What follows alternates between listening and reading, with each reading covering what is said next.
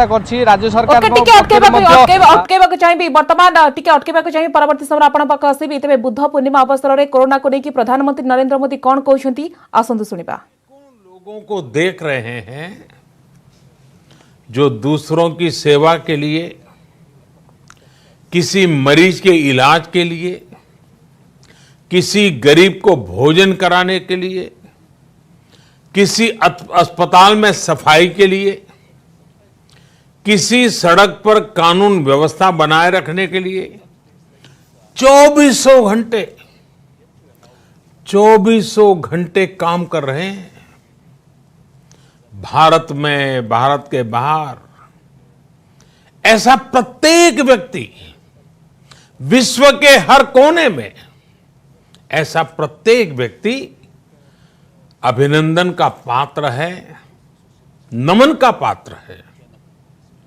साथियों, ऐसे समय में जब दुनिया में उथल पुथल है, कई बार दुख, निराशा, हताशा का भाव बहुत ज्यादा दिखता है, तब भगवान बुद्ध की सीख और भी प्रासंगिक हो जाती है।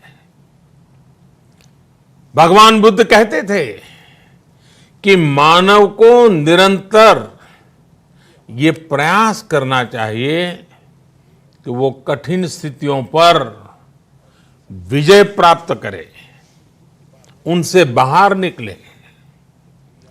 थक कर रुक जाना ये विकल्प नहीं हो सकता। आज हम सब भी एक कठिन परिस्थिति से निकलने के लिए निरंतर जुटे हुए हैं, साथ मिलकर काम कर रहे हैं।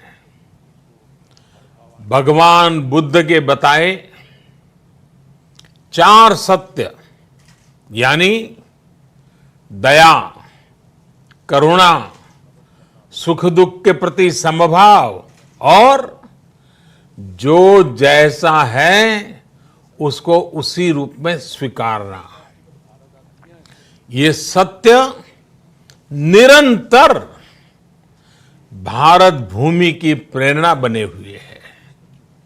आज आप भी देख रहे हैं कि भारत निस्वार्थ भाव से, बिना किसी भेद के अपने यहां भी और पूरे विश्व में कहीं भी संकट में घिरे व्यक्ति के साथ पूरी मजबूती से खड़ा है। लाभ हानि, समर्थ असमर्थ से अलग हमारे लिए संकट की ये घड़ी सहायता करने की है। जितना संभव हो मदद का हाथ आगे बढ़ाने की है। यही कारण है कि विश्व के अनेक देशों ने भारत को इस मुश्किल समय में याद किया और भारत ने भी हर जरूरतमंद तक पहुंचने में कोई कसर नहीं छोड़ी है।